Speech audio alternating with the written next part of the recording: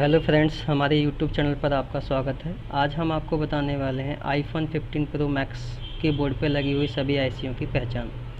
तो ये जो मैं आपके सामने बोर्ड ओपन किया हुआ है आईफोन 15 प्रो मैक्स का, ये आपको किसी सर्किट डायग्राम पे नहीं मिलेगा। ये मैंने खुद डिज़ाइन किया है और ना ही आपको इसका कोई वीडियो यूट्यूब पर मिलेगा। तो आप हमारे वीडियो में लास्ट तक बने रहिएगा। अगर आपको ये वीडियो अच्छा लगता है तो आप हमारे वीडियो को लाइक, शेयर, सब्सक्राइब जरूर करें। आप यहाँ पे देख सकते हैं अभी ये जो बोर्ड है, ये बोर्ड का एक लेयर है। तो मैंने आपको पहले भी बताया होगा कि आईफोन एक्स के बाद जितना भी बोर्ड आता है वो सारा डबल बोर्ड में आता है, जिसे हम सैंडविच बोलते हैं। तो सैंडविच जो बोर्ड होता है उसमें डबल बोर्ड होता है। डबल बोर्ड में एक बोर्ड होता है कोर बोर्ड और एक होता है आरएफ बोर्ड। तो कोर बोर्ड वह बोर्ड होता है जिस पे आपका पूरा सीपीयू, पावर और नैंड सेक्शन यानी स्टोरेज सेक्शन लगा होता है। और आरएफ बोर्ड वह बोर्ड होता है जिस पे आपका पूरा नेटवर्क सेक्शन लगा होता है। तो मैं आपको दिखा देता हूँ एक बार।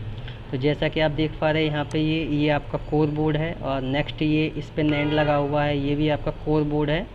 और ये जो बोर्ड आप देख पा रहे हैं इस पे पूरा आपका नेटवर्क सेक्शन लगा हुआ है, ये है आपका आरएफ बोर्ड। अब मैं कोर बोर्ड पर और आरएफ बोर्ड पर लगी हुई आईसीयों की स्टेप बाय स्टेप आपको पहचान कराता हूँ।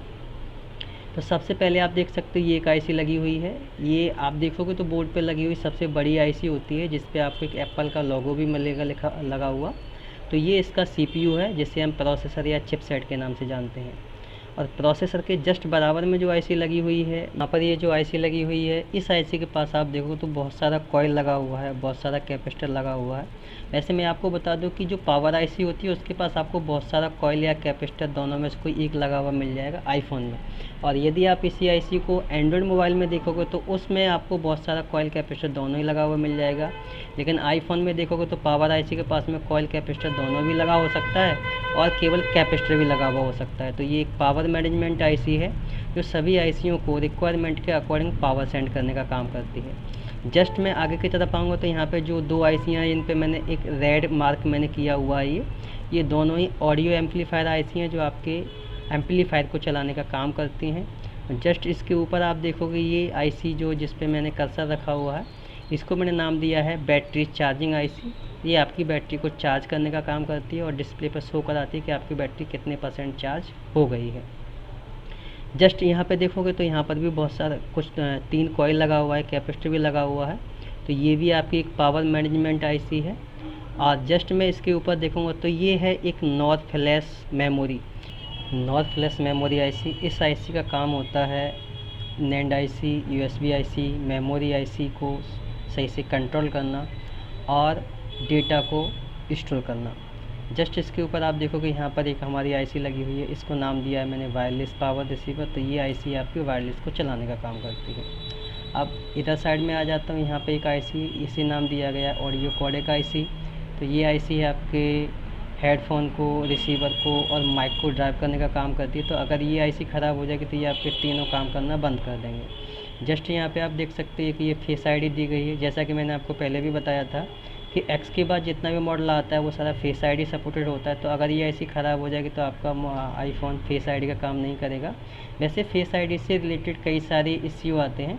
जरूरी नहीं कि फेस आईडी अगर आपका काम नहीं कर रहा तो आपके फेस आईडी कंट्रोलर का ही प्रॉब्लम है। और फेस आईडी के लिए आपका आईआर कैमरे की भी प्रॉब्लम हो सकती है और आपके फ्रंट कैमरे की भी प्रॉब्लम हो सकती है और आपके फ्लड इल्यूमिनेटर की भी प्रॉब्लम हो सकती है। तो कई सारे इश्यू आते हैं जो फेस आईडी जिस कंडीशन में काम करना बंद कर देती है। जस्ट आप यहाँ पे देखोगे, यहाँ पे ये आपका एक पी है, ये आपकी एम्पलीफायर है, पावर एम्पलीफायर आईसी है जो सिग्नल को बूस्ट करने का काम करती है। और यहाँ पर आप देखोगे, यहाँ पर इसको भी मैंने रेड मार्क किया हुआ है, ये आपका एक सेंसर है। और इस सेंसर का काम होता है आपके डिस्प्ले की जो स्क्रीन होती है उसको आपके मूवमेंट के अकॉर्डिंग मूव कराना। और जब भी आप किसी को कॉल करते हो तो कॉल के दौरान जब आप अपने मोबाइल को कान के नियर ले जाते हो तो डिस्प्ले का जो on off light on off होता है वो भी इसी ऐसे काम होता है जिससे आपकी बैटरी का ज़्यादा लंबे समय तक पावर देने का काम करती है। यहाँ पर एक आईसी दी गई है, इसको दिया गया है पावर मैनेजमेंट। तो जितनी भी आईसी के पास आपको कॉइल और एनपीसी लगा हुआ मिलेगा वो सारी पावर मैनेजमेंट पीएम पावर का काम करती हैं। तो ये था आपके कोर बोर्ड पे लगी हुई सभी आईसी की पहचान। जस्ट मैं यहाँ पे एक और दिखा दूँ आपको, यहाँ पर एक और आईसी लगी हुई है, इसका नाम दिया गया है डीसी टू डीसी कन्वर्टर। तो direct current to direct current है, मतलब जो भी डायरेक्ट करंट आता है वो इस आईसी के पास आएगा, ये उसको और फिल्टर करके डीसी में ही कन्वर्ट करके आउट करने का काम करती है। तो ये भी आईसी एक प्रोटेक्शन के लिए लगाई गई है। मोस्टली जितने भी आपके सेट स्मार्टफोन आ रहे हैं उनमें आपको डीसी टू डीसी भी मिल जाएगी, चाहे वो आपका एंड्रॉयड हो या फिर वो आईफोन हो। अब मैं आता हूँ इसके कोर बोर्ड की दूसरी तरफ। तो यहाँ पे ये भी कोर बोर्ड है। इस पर आप देख सकते हो इसकी एक इंटरनल स्टोरेज आईसी लगी हुई है, जिसे नैंड आईसी के नाम से हम जानते हैं। और इसी आईसी को हम एंड्रॉयड मोबाइल में इसे फ्लैश या ईएमएमसी के नाम से जानते हैं। इस आईसी का काम होता है ऑपरेटिंग सिस्टम को ऑपरेट कराने का। जितना भी एप्लीकेशन होता है वो सारा इसी में स्टोर होता है, या फिर यूजर का डेटा होता है वो भी इसी में स्टोर होता है। जस्ट इसके नीचे देखूँगा ये ऑडियो कोडेक है, तो ऑडियो के नाम से ही आपको समझ में आ गया होगा कि ये ऑडियो से रिलेटेड काम करती है। और यहाँ पर ये आईसी जो दी गई है इसके पास में बहुत सारा कॉइल लगा हुआ है, और इस आईसी का काम है आपके डिस्प्ले ग्राफिक को और बैकलाइट को चलाने का। यहाँ पर एक फ्लैश कंट्रोलर लगा हुआ है, इसका भी यही काम है NAND IC, USB IC, memory IC को कंट्रोल करने का और मेमोरी में डेटा को स्टोर कराने का काम ये काम करती है फ्लैश कंट्रोलर आईसी। और यहाँ पर आप देख सकते हो यहाँ पे एक दी गई है ऑडियो एम्पलीफायर आईसी, तो इसका भी काम ऑडियो को चलाने का है। और जस्ट इसके बगल से आप देख सकते हैं एक और आईसी दी गई है, इसको नाम दिया है मैंने एनएफसी आईसी। ये एनएफसी यानी फुल फॉर्म इसका होता है नियर फील्ड कम्युनिकेशन। इस आईसी का काम होता है दो डिवाइसों को कम्युनिकेट करके डेटा को ट्रांसफ़र करने का। तो अगर ये आईसी ख़राब हो जाएगी तो दो डिवाइस आपस में कम्युनिकेशन नहीं हो पाएंगे। तो ये था आपका कोर बोर्ड पे लगी हुई सभी आईसी की पहचान। अब इसमें बचता है आपका एक आरएफ बोर्ड। तो यहाँ पे देख सकते हो ये आरएफ बोर्ड है, इस पर जितना भी आईसी लगा हुआ है ये सारा आपका आरएफ यानी नेटवर्क से रिलेटेड आईसी है। अभी जितना भी स्मार्टफोन आ रहा है, चाहे वो 4G हो, 5G हो, चाहे वो एंड्रॉयड का हो या फिर आईफोन का हो, उस पर आपको नेटवर्क सेक्शन में बहुत सारा आईसी लगा हुआ मिलेगा, जिसमें 4-4, 5-5, 6-6 या फिर 8-8 आपको पीए लगा हुआ मिल जाएगा। पीए जैसे हम बोलते हैं पावर एम्पलीफायर, और पावर एम्पलीफायर का काम होता है सिग्नल को बूस्ट करके एम्पलीफाई करके आगे एंटीना पर भेजने का।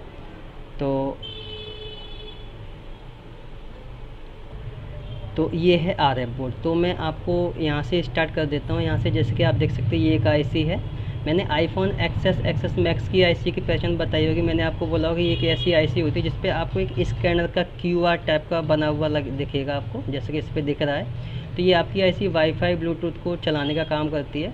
तो अगर ये आईसी ख़राब हो जाएगी तो आपका वाईफाई ब्लूटूथ दोनों ही काम करना बंद कर देगा।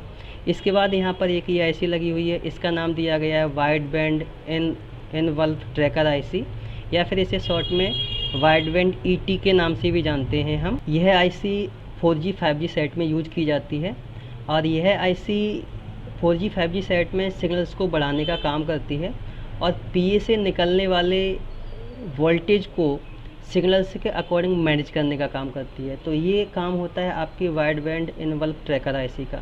जस्ट यहाँ पे देखोगे यहाँ पे लिखा हुआ है फ्रंट एंड मॉड्यूल, इसे हम शॉर्ट में फैम के नाम से भी जानते हैं। तो ये भी सिग्नल्स को एम्पलीफाई करने का काम करती है। और जस्ट यहाँ पे आप देखोगे दो आईसी लगी हुई दिखाई दे रही है आपको, इनका नाम दिया गया आरएफ ट्रांसीवर यानी रेडियो फ्रिक्वेंसी ट्रांसीवर। ये एक आपकी नेटवर्क आईसी होती है, इसे हम WTR के नाम से जानते हैं। इस आईसी का काम होता है सिग्नल को रिसीव और ट्रांसमिट करने का।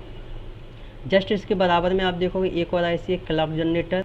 यह आईसी क्लॉक सिग्नल जनरेट करने का काम करती है। यह किसी सिस्टम में समय निर्धारण के लिए एक रेफरेंस की तरह काम करती है।